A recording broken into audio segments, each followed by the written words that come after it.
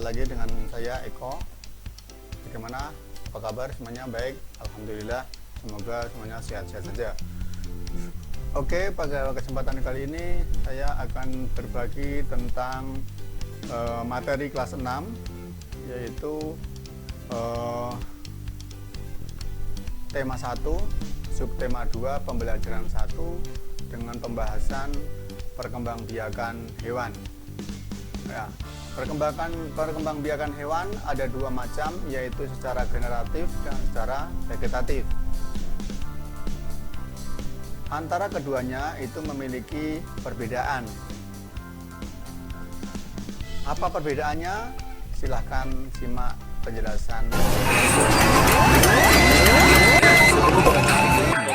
Dan tombol notifikasinya. Ketahui video-video terbaru di akun ini. Nah, sebelumnya perkembangbiakan hewan secara generatif itu ada 3 macam.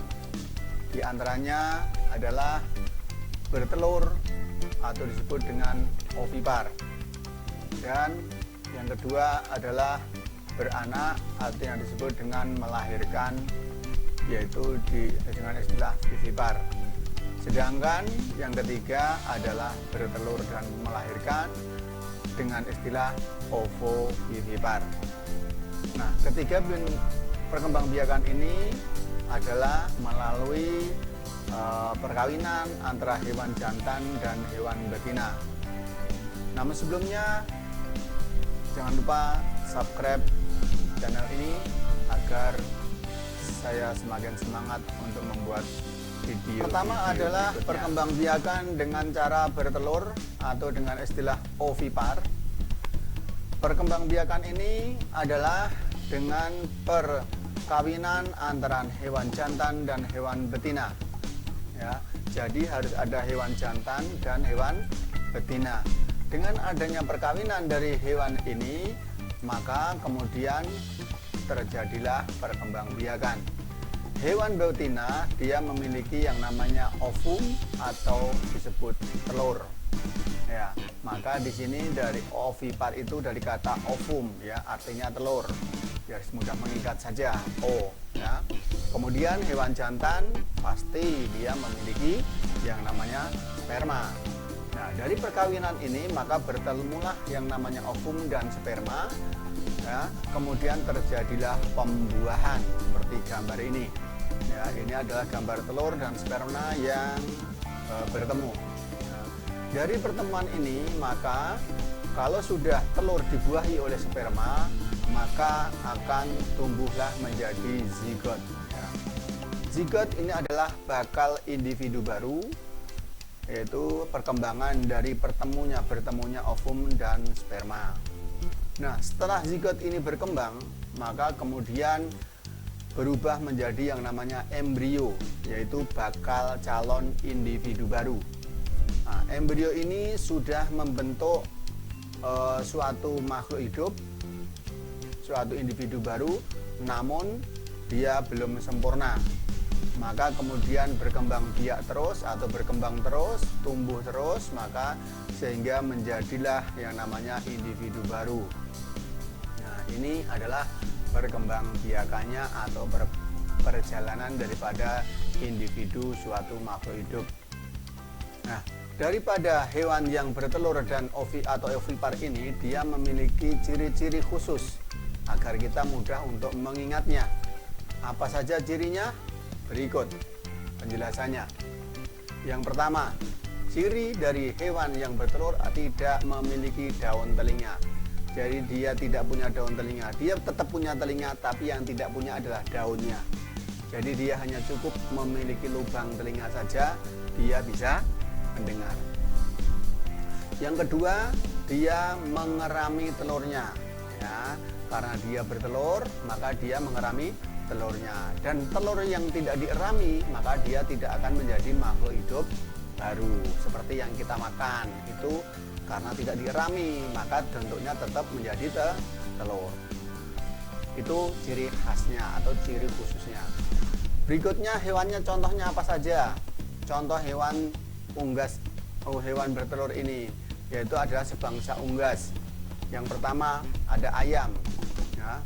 Ayam termasuk hewan yang bertelur, ya, yang kita selalu hampir setiap hari kita makan telurnya. Kemudian yang kedua adalah bebek.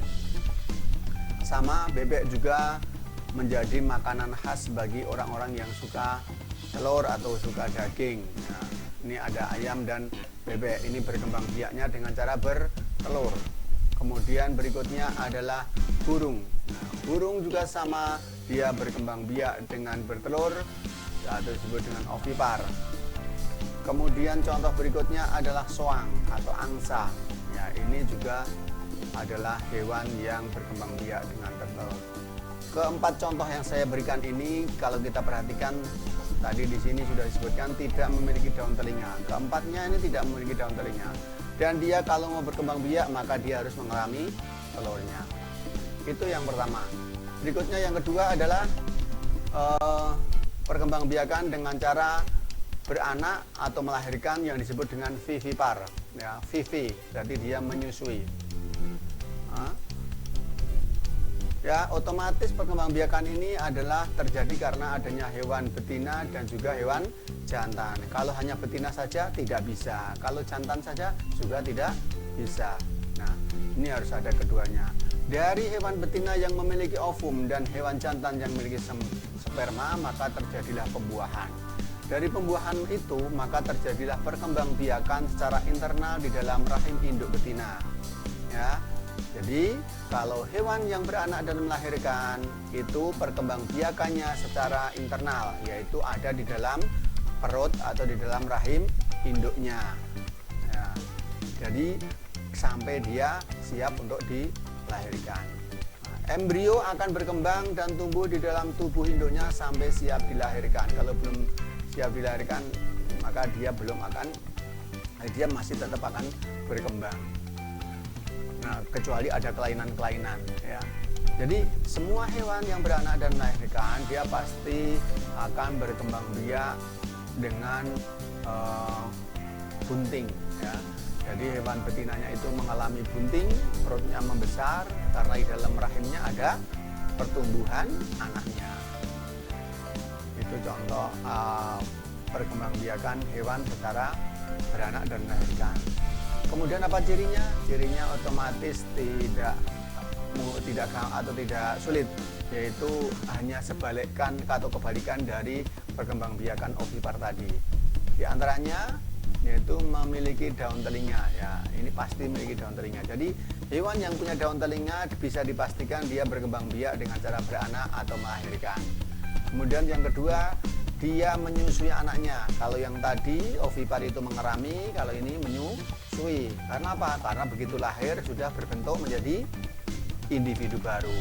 Kalau ovipar keluar dari induknya belum menjadi individu baru, masih berbentuk telur. Kalau tidak dierami tidak jadi individu baru. Contohnya apa kalau hewan ini? Ini juga sama, sangat gampang.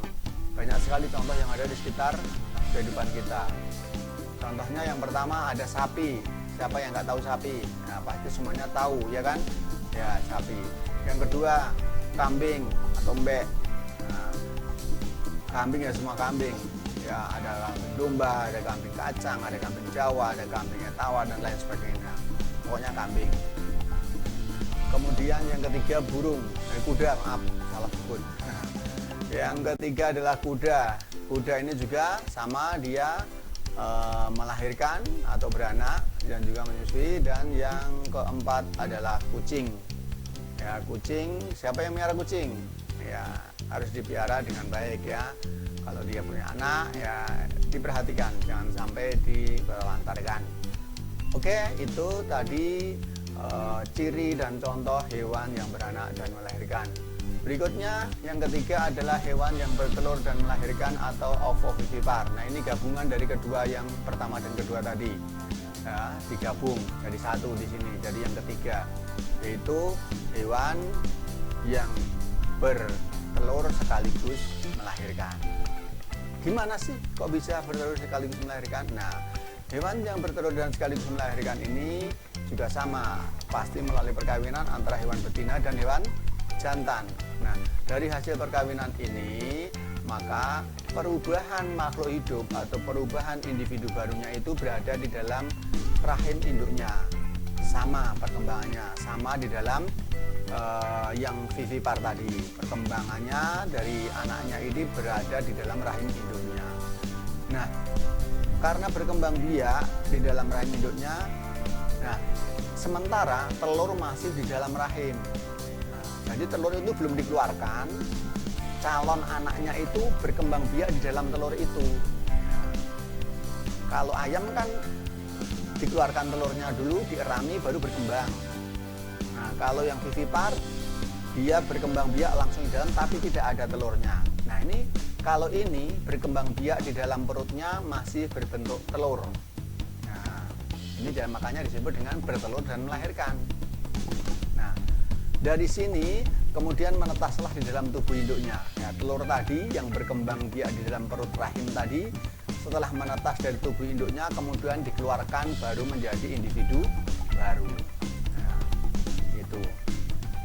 Nah, contoh hewan-hewan ini apa saja? Contohnya juga banyak. Seperti yang sering kita dengar, seperti kita lihat ya. Contoh-contohnya itu ada, yang pertama adalah ular ya. Ular itu juga, nah ini dia bertelur dan sekaligus dia juga melahirkan ya. Kemudian ada yang kedua adalah kadal ya. Kadal ini sama bertelur dan melahirkan. Kemudian yang ketiga adalah hiu. Nah, ikan hiu itu juga bertelur dan melahirkan. Dan yang terakhir ada platypus ya. Platypus itu adalah hewan yang bertelur dan melahirkan. Demikian apa yang bisa saya sampaikan, mudah-mudahan bermanfaat.